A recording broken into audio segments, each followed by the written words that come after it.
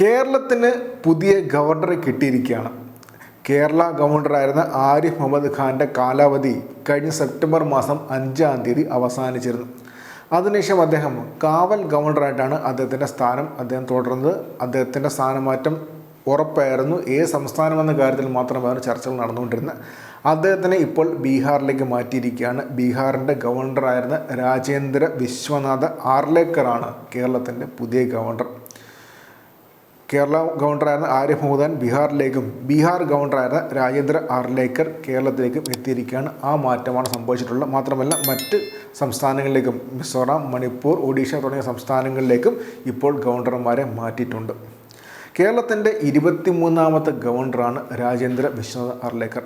അദ്ദേഹത്തെക്കുറിച്ച് പറയുമ്പോഴത്തേക്കും അദ്ദേഹം കടുത്ത RSകാരൻ കൂടിയാണ്. RSലൂടെ വളർന്നു വന്ന നേതാവാണ് കേരളത്തിൻ്റെ പുതിയ ഗവർണറായി നിയമിതനായ രാജേന്ദ്ര വിശ്വനാഥ് ആർലേക്കർ. ബീഹാർ ഗവർണർ പദവിയിൽ നിന്നാണ് 70കാരനായ ആർലേക്കർ കേരളത്തിൻ്റെ ഗവർണറായി എത്തുന്നത്. ബാല്യകാലം മുതൽ RSS പ്രവർത്തകനാണ് അദ്ദേഹം. ദീർഘകാലം RSS ചുമതലകൾ വഹിച്ച ശേഷം 1989 ആർലേക്കർ BJPയിൽ അംഗത്വം എടുക്കുന്നത്. 1954 ഏപ്രിൽ 23 പനാജിയിൽ വിശ്വനാഥ ആർലേക്കറുടെയും തിലോത്തമയുടെയും മകനായ രാജേന്ദ്ര ആർലേക്കർ ജനിച്ചു. കുട്ടിക്കാലം മുതൽ തന്നെ സംഘവുമായി അദ്ദേഹത്തിൻ്റെ ബന്ധമുണ്ട്.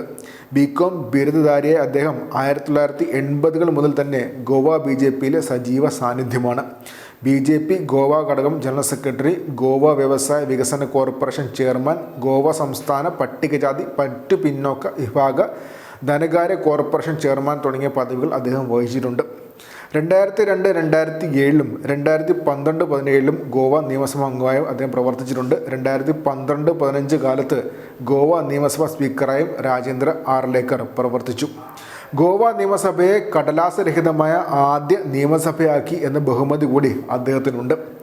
2014 മനോഹർ പരീക്കർ കേന്ദ്ര പ്രതിരോധ മന്ത്രിയായപ്പോൾ പകരം ഗോവ മുഖ്യമന്ത്രിയെ ആർലേക്കറെ പരിഗണിച്ചിരുന്നുവെങ്കിലും പകരം ലക്ഷ്മികാന്ത് പർസേക്കറിനെയാണ് ആ സ്ഥാനത്തേക്ക് അവസാനം BJP തെരഞ്ഞെടുത്തത്. 2015 മന്ത്രിസഭാ പുനഃസംഘടനയ്ക്കിടെ സ്പീക്കർ സ്ഥാനത്തുനിന്ന് മാറി അദ്ദേഹം വനം പരിസ്ഥിതി മന്ത്രിയായി നിയമിതനാവുകയും ചെയ്തിട്ടുമുണ്ട്. അതിനുശേഷം പിന്നെ 2023 ആർലേക്കർ ബീഹാറിൽ ഗവർണറായി ചുമതലയേറ്റത്. 2021 കാലം മുതൽ തന്നെ അദ്ദേഹം ഗവർണറായിട്ട് ജോലി ചെയ്യുന്നുണ്ട്. 2021-23 കാലത്ത് ഹിമാചൽ പ്രദേശിൻ്റെ ഗവർണറായും പ്രവർത്തിച്ചിട്ടുണ്ട്. ക്രൈസ്തവ സഭകൾക്ക് നിർണായക സ്വാധീനമുള്ള ഗോവയിൽ അവരുമായി അടുത്ത ബന്ധം പുലർത്തുന്ന നേതാവ് കൂടിയാണ് രാജേന്ദ്ര ആർലേക്കർ. മാത്രമല്ല കടുത്ത RSS പ്രവർത്തകനായ രാജേന്ദ്ര ആർലേക്കർ 3 ദിവസം മുമ്പ് നടത്തിയൊരു പ്രസംഗം വിവാദത്തിലായ പശ്ചാത്തലത്തിൽ കൂടിയാണ് അദ്ദേഹം ബീഹാറിൽ നിന്ന് കേരളത്തിലേക്ക് സ്ഥലം മാറി വരുന്നത്. അദ്ദേഹം ഗോവയിൽ നടന്ന ഒരു ചടങ്ങിൽ ബ്രിട്ടീഷുകാർ ഇന്ത്യ വിട്ടത് സത്യാഗ്രഹത്തിൻ്റെ ഫലമായിട്ടല്ല, മറിച്ച് ഇന്ത്യക്കാർ സായുധ സമരത്തിന് ഒരുങ്ങിയതും അവർ സ്വാതന്ത്ര്യം നേടുന്നതിനായി ഏതറ്റം വരെയും പോകുമെന്ന് കോളനി ഭരണാധികാരികൾക്ക് ബോധ്യമായതിനാലാണെന്നുമായിരുന്നു പ്രസംഗം. ഗാന്ധിജിയെ അപമാനിക്കുന്നതാണ് ആർലേക്കറിൻ്റെ പ്രസംഗം എന്ന രീതിയിൽ കോൺഗ്രസ്സുകാർ ഇപ്പോൾ തന്നെ വിവാദം ആരംഭിച്ചിട്ടുമുണ്ട്. അതിനുശേഷമാണ് അദ്ദേഹം കേരളത്തിലേക്ക് എത്തുന്നത്. മാത്രമല്ല പ്രധാനമന്ത്രി നരേന്ദ്രമോദിയുമായും BJPയുടെ കേന്ദ്ര നേതൃത്വവുമായും RSSൻ്റെ കേന്ദ്ര നേതൃത്വവുമായും ഒരുപാട് ബന്ധം പുലർത്തുന്ന സീനിയറായ BJP നേതാവ് കൂടിയാണ് രാജേന്ദ്ര ആർലേക്കർ. സൗമ്യനായ നേതാവെന്നാണ് അദ്ദേഹത്തെക്കുറിച്ച് അറിയപ്പെടുന്നത്. മാത്രമല്ല ഒരു സ്റ്റേറ്റ്സ്മാൻ എന്ന രീതിയിൽ കൂടി അറിയപ്പെടുന്ന നേതാവ് കൂടിയാണ് രാജേന്ദ്ര ആർലേക്കർ. അദ്ദേഹമാണ് ഇനി തൊട്ട് കേരളത്തിൻ്റെ ഗവർണർ. കേരളത്തിൻ്റെ 23ാമത്തെ ഗവർണറാണ് രാജേന്ദ്ര വിശ്വനാഥ് ആർലേക്കർ. അതിനൊപ്പം തന്നെ ചേർത്ത് പറഞ്ഞ പ്രധാനപ്പെട്ട കാര്യം വെച്ചാൽ ബീഹാറിൻ്റെ ഗവർണറായിട്ട് കേരളത്തിൻ്റെ ഗവർണറാണ് ആരിഫ് മുഹമ്മദ് ഖാനെ നിയമിച്ച കാര്യം കൂടിയാണ്. അടുത്ത 1 വർഷത്തിനുള്ളിൽ വളരെ നിർണായകമായ ഒരു നിയമസഭ ഇലക്ഷനെ നേരിടാൻ പോകുന്ന സംസ്ഥാനമാണ് ബീഹാർ.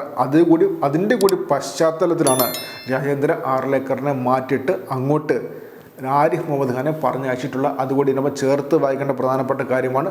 അത് രാഷ്ട്രീയമായിട്ടുള്ള ഒരു അപ്പോയിൻമെൻ്റ് ആണെന്ന് ഇപ്പോൾ തന്നെ കരുതുന്നുണ്ട്. നിലവിലത്തെ രീതിയിൽ BJP സഖ്യം തന്നെയാണ് ബീഹാർ ഭരിച്ചുകൊണ്ടിരിക്കുന്നത്. പക്ഷേ നിലവിലത്തെ സാഹചര്യത്തിൽ ചിലപ്പോൾ അടുത്ത നിയമസഭാ ഇലക്ഷൻ വരാൻ പോകുന്ന സമയത്ത് സർക്കാർ മാറാനുള്ള സാധ്യത കൂടിയുണ്ട്. ആ സമയത്ത് ഒരു തൂക്ക് മന്ത്രിസഭ വരികയാണെങ്കിൽ ഗവർണറുടെ നിലപാട് വളരെ നിർണായകമായിരിക്കും. അങ്ങനത്തെ ഒരു സാന്നിധ്യം ഉണ്ടാകാൻ സാധ്യതയുള്ള ഒരു സ്ഥലത്തേക്കാണ് ആരിഫ് മുഹമ്മദ് ഖാൻ ഇപ്പോൾ പറഞ്ഞയച്ചിട്ടുള്ളത് എന്ന് കൂടി ചേർത്ത് വായിക്കേണ്ടതാണ്. എന്തായാലും കേരളത്തിൽ നിന്ന് ആരിഫ് മുഹമ്മദ് ഖാൻ പോയിരിക്കുകയാണ്. പകരം രാജേന്ദ്ര വിശ്വനാഥ് ആർലേക്കർ ഗോവയിലെ മുതിർന്ന BJP RSS നേതാവായ രാജേന്ദ്ര വിശ്വനാഥ് അർലേക്കർ നിയമിതനായിരിക്കുകയാണ്. ശ്രദ്ധേയമായ മറ്റൊരു കാര്യം കൂടിയുണ്ട്.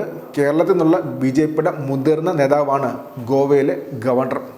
ഗോവയിൽ നിന്നുള്ള മുതിർന്ന BJP നേതാവാണ് കേരളത്തിലെ ഗവർണർ എന്ന കാര്യം കൂടി വളരെ ശ്രദ്ധേയമായ ഒരു കാര്യമാണ്. എന്തായാലും കേരളത്തിന് പുതിയ ഗവർണറെ ക്രിസ്മസിന് കേന്ദ്ര സർക്കാർ നൽകിയിരിക്കുകയാണ്.